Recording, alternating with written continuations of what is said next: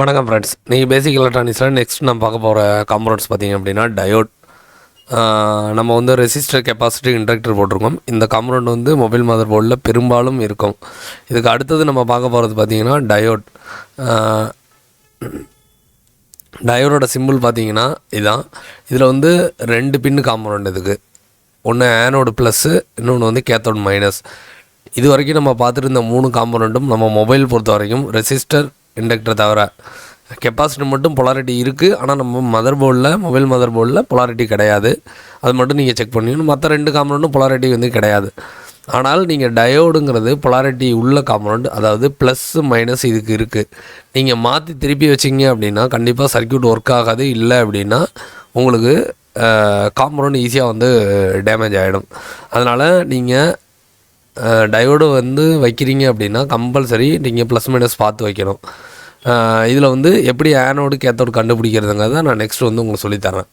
ஆக்சுவலாக இப்போ டயோடு வந்து என்ன பண்ணோம் அப்படின்னா, நீங்கள் வந்து சர்க்யூட்டில் ஃபிக்ஸ் பண்ணியிருக்கீங்க அப்படின்னா கரண்ட் வந்து ஆனோட் டைரெக்ஷன்லேருந்து கேத்தோட் டைரெக்ஷனுக்கு நேராக ட்ராவல் ஆகும். நீங்கள் வந்து ஒரு டயோடை நீங்கள் ஆனோடில் வந்து கனெக்ட் பண்ணி கேத்தோடில் நீங்கள் அவுட்புட் எடுக்கிறீங்க அப்படின்னா அந்த அவுட்புட் உங்களுக்கு வந்துக்கிட்டு இருக்கும். கரண்ட் வந்து ட்ராவல் நடக்கும். ஏன் அப்படின்னா இதோட ரெசிஸ்டன்ஸ் பாத், அதாவது மின்தடை வந்து ரொம்ப ரொம்ப கம்மி.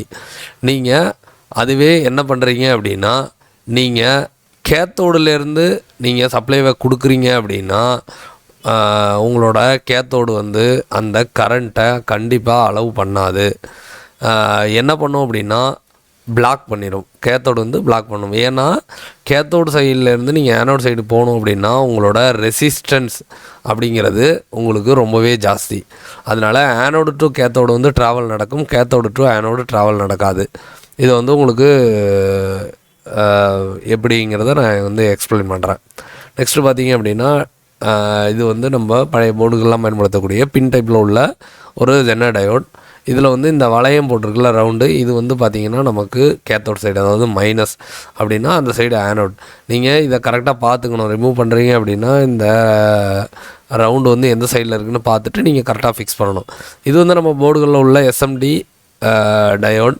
இதில் லீட்ஸ் இருக்கிற மாதிரி இருக்குது. சில இது பார்த்திங்கன்னா பாட்டம் ஏரியாலே வந்துடும். ஆனால் ஸ்ட்ரைக்குன்னு கண்டிப்பாக இருக்கும். இந்த ஸ்ட்ரைக் இருக்கிற ஏரியா பார்த்திங்க அப்படின்னா கேத்தோட், ஸ்ட்ரைக் இல்லாத ஏரியா பார்த்திங்க அப்படின்னா மைனஸ். இப்போ இதை நான் ஒரு சின்ன எக்ஸாம்பிள் மூலமாக உங்களுக்கு சொல்லித்தரேன். ஒரு பேட்ரி நம்ம வழக்கம் போல் பார்க்குற சர்க்யூட் தான். ஒரு பல்பை நம்ம கனெக்ட் பண்ணியிருக்கோம். இதில் 5 வோல்ட் பல்புக்கும் 5 வோல்ட் நம்ம ரெசிஸ்டர் வச்சு கரண்ட்டை கண்ட்ரோல் பண்ணுறோம். 2 கெப்பாசிட்டர் போட்டு இதுக்கு போகிற வோல்டேஜ் வந்து ஃபில்டர் பண்ணுறோம். காயில் போட்டு கரண்ட்டை ஃபில்டர் பண்ணுறோம். இப்போ இந்த சர்க்யூட்டில் ப்ரொடெக்ஷன் இருக்கா அப்படின்னா இருக்குது. அதாவது கரண்ட் லிமிட்டராக ரெசிஸ்டர் வேலை செய்யுது, அதுதான் தவிர மற்றபடி இதுக்கு ப்ரொடெக்ஷன் சர்க்யூட்னு ஒன்றும் கிடையாது. அப்போ நம்ம என்ன பண்ணுறோம், ஒரு டயோடு எடுத்துக்கிறோம். டயோடில் எது மேலே வந்து கோடு இருக்கிற சைடு பார்த்திங்கன்னா கேத்தோட், கோடு இல்லாத சைடு பார்த்திங்க அப்படின்னா ஆனோட் கேத்தோட வந்து நாம் வந்து என்ன பண்ண போகிறோம் அப்படின்னா ப்ளஸ் லைனில் கேத்தோட கனெக்ட் பண்ண போகிறோம். ஓகேவா? இதோட reverse breakdown voltage 7 volt. அப்படின்னா என்னென்னா இது ரிவர்ஸில் வந்து வந்துச்சுன்னா பிளாக் பண்ணுமே தவிர ரிவர்ஸில் ஒரு 7 வோல்ட்டுக்கு மேலே வருது அப்படின்னா இதால் வந்து அங்கே வந்து கரண்ட் வந்து ஹோல்ட் பண்ண முடியாது.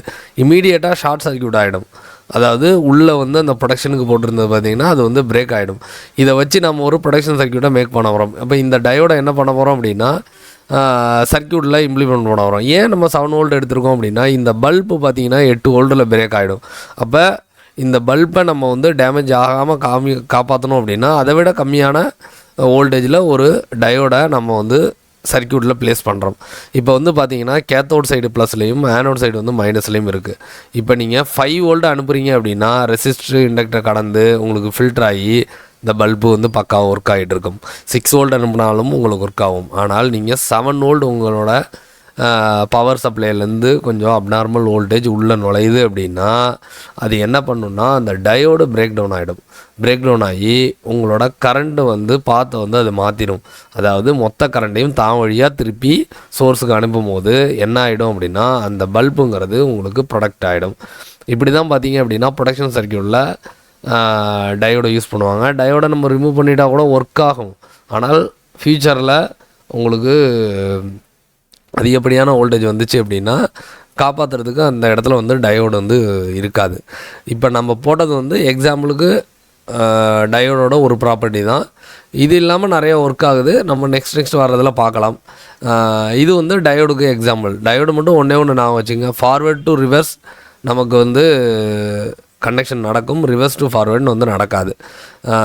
இப்போ நெக்ஸ்ட் பார்த்தீங்கன்னா நம்ம நெக்ஸ்ட் வீடியோவில் ஜென்னர் டயோடை பற்றி பார்க்க வரோம். டயோடும் ஜென்னர் டயோடும் ஆல்மோஸ்ட் எல்லாமே சேம் தான்.